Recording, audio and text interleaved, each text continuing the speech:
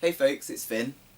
This week I want to talk to you about something that I've been thinking about on and off throughout my whole transition really, and I've done a few vlogs around this kind of topic. And that is the topic of grief and acceptance throughout transition, because transition really is a process of loss and gain. And so when gaining something, you kind of have to grieve for something else, and there's the constant acceptance going on as we evolve in our identity, in our body. And that's something that every now and again kind of comes up for me. The reason it's come up now, I think, is because I'm approaching both a year post-op from stage 1 lower surgery, phalloplasty, and I'm also approaching 3 years post-top surgery. I'm almost at the end of my transition in terms of what I consider my transition, which for me is both top surgery and lower surgery. My final stage should be any time soon, and then I'm done. As a friend once described as the transgender cake. Ping! I'm done. So that's kind of made me reflect on where I am then with that. In terms of my body especially. And I've had to kind of accept my new body as time's gone on. And with that comes accepting a big amount of loss with my body. Now, don't get me wrong, I love my body, absolutely do.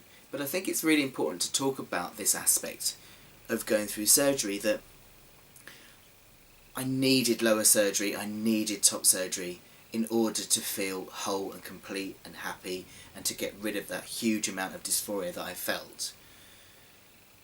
But the other side of that is you end up with a very scarred body. Now, I've been very lucky with my top surgery. My scars are pretty much invisible. That's partly, I think, genetics. I heal well, but partly I did do a lot to work towards minimalising those scars. I've also got quite a hairy chest now, so that's mainly covered.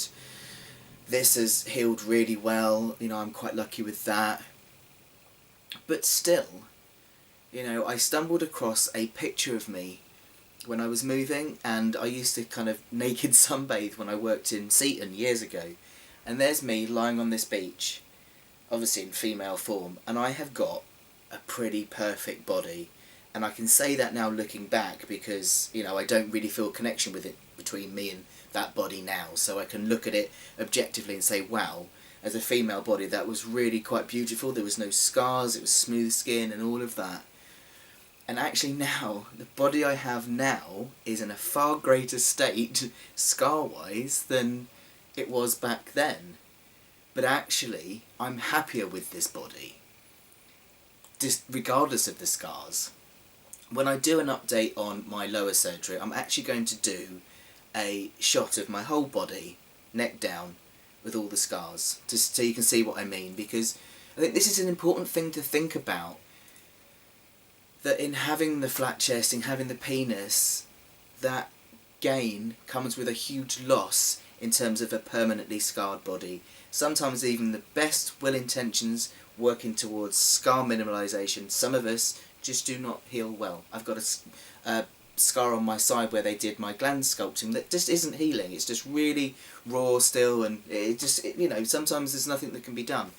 So in making any of these choices for surgeries, it's really important to kind of think about coping with then a body that is far from perfect in kind of those terms. I mean, perfect for me is having a chest and having a penis. And actually, I'm okay about those scars at the moment, but again, I think this is coming up because I'm reflecting on moving on to having a new partner that's maybe not even seen a trans body before and having all of these scars, you know. So yeah, I just wanted to talk about this because I think it's really important. I think when I mentioned my fears about lower surgery, a lot of my fears about lower surgery were to do with this scarring and all of the other scarring as well. And I kind of sometimes felt that when I said I was scared about the surgery for these reasons, the kind of impression I got was that, well, you can't be dysphoric enough then. And that's actually not the case. You could be hugely dysphoric but still not want those scars. It's kind of like a double-edged sword, isn't it? You do not get your transgender cake and be able to eat it, because you get this wonderful chest and this wonderful penis, but with it comes all of these scars and imperfections. So I think it's really important to realise that before you even go through surgery, and to know that it's okay to question for these reasons. There's nothing vain, or it doesn't mean you're not trans enough or you're not dysphoric enough. It just means you're human and you want to be comfortable in your body. And so this is what I mean about balancing the losses and gains, and you've got to work out with every stage where you are with that. The biggest loss for me in stage 2 was losing my fertility. And although I never wanted a baby as a woman, I'm actually, and I've done a couple of videos about this actually a while back, I'm actually feeling much more paternal now than I ever was, and that's because as a woman I didn't want a baby and all of that business, but as a man I'd love to be a father, and I'm never going to be able to have that, and I've got to be able to accept that. I've got to be able to accept that the penis that I've got is the penis that I've got. I'll get an erection rod which will hopefully work, but I'm never going to produce sperm. I'm never going to work in the same way as a cis male's penis does. It'll always be as good as I can get, but it won't be up to the male standard, if you know what I mean. And that's something you've got to be okay with, and it's something I'm still working at being okay with. As I say, that I love my penis, but there's still that loss that I need to grieve for, that it'll never be a fully working, all singing, all dancing penis, in terms of a penis that a cis male has, that produces sperm, natural erection, babies, etc, etc. This chest is wonderful, but it's still not quite a cis male chest. I'm never going to have that smooth chest and tiny nipples and all of that, and these are things that need to be worked through and accepted in order to feel okay. Well, I guess what I'm saying is that transitioning in the surgery part of transition isn't the end of it. I think a lot of people expect to just arrive and be happy, but it's not that simple. You don't just have the surgery being okay. You have the surgery and then have to kind of grow to accept that I have this lovely new chest but with scars. I have this lovely new penis but I need to pump it up. It doesn't produce sperm and it's scarred. I've got an arm scar. All of these things. And it's really important to kind of keep doing this process of acceptance. Now, if I look at my body now, I am hugely happy with it and how it all functions. It's now male. Now, when I look at it, I don't go, what the hell is that? I've got a chest, I've got a penis, it all works. I wake up in the morning, I throw off the duvet and wow, it's just like, I still grin. I still grin when I roll over in the night and my penis slaps on my leg. You know, I'm so grateful every single day. But if I'm going to pick holes in it, there are certain things that are wrong. I've got a little bit of extra skin here under my arm. I've got some extra skin between my groin that needs sorting out. Where they've taken the bum scar, I seem to have like a little extra pocket of fat in the side of my bum. These are all things that I could then go on and ask to be revised.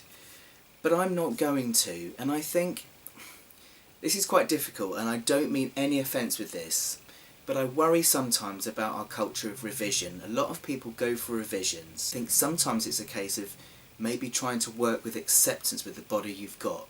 When there's clear-cut, obvious mistakes, of course I'm not saying don't go for a revision. But I think, what I think it is, because I kind of notice myself doing it sometimes, is really wanting that perfect male body and having this kind of image of that. And I think that's for two reasons. As women, we were socialised to kind of always be kind of in competition with each other and have this perfect body, and there was the pressure from the media, and I think that head's still there. And then so when we see like, well, this is for me anyway, when I see like really uber fit, strong, perfect men, I want that, and I can feel less than. But actually, you know, cis men aren't the only ones that don't have perfect bodies. You know, there are plenty of men out there with bellies and what have you. It doesn't make you any less male. But I think what I'm trying to say is I think it's easy for us as trans men to feel especially vulnerable to the outside media pressures of wanting to be man enough, and also having that head state that we did as women to, you know, always feel pressure to be okay and to look okay and blah blah blah. But the thing is, I really think is all bodies are imperfect. It's really hard to find anyone that's actually completely 100% happy with their body. Everyone's got something they want to change, And I think actually that makes it more real. The fact that I've got lumps and bumps and bits and bobs actually makes that body real. I mean, if I was going to get these little things changed, where would it stop? If I get that sorted out under there, I'd have a new scar, and then would I want the scar sorted out? And if I had that little bit taken off my bum, would I, I'd love to take like the fat off my hips and all of that. And this could go on and go on.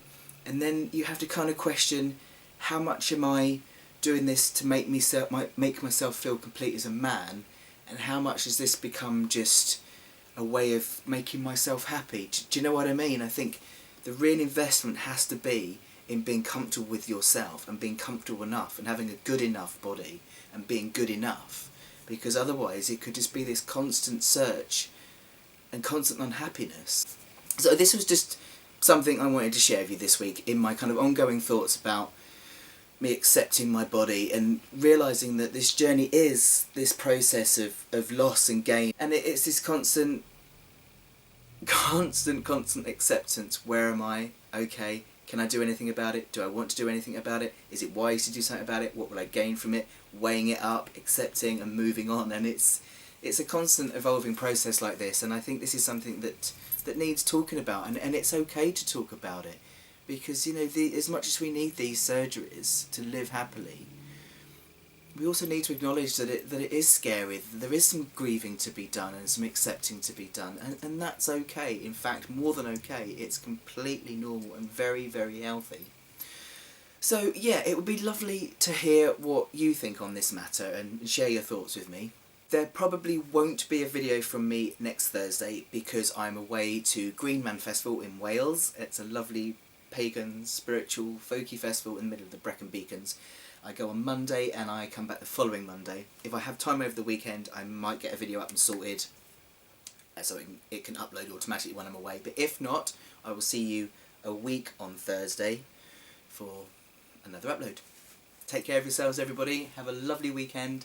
Don't forget to hit the subscribe button and to join the Finn fam so we can keep in touch outside of YouTube times. Love you all. Take care. Bye bye.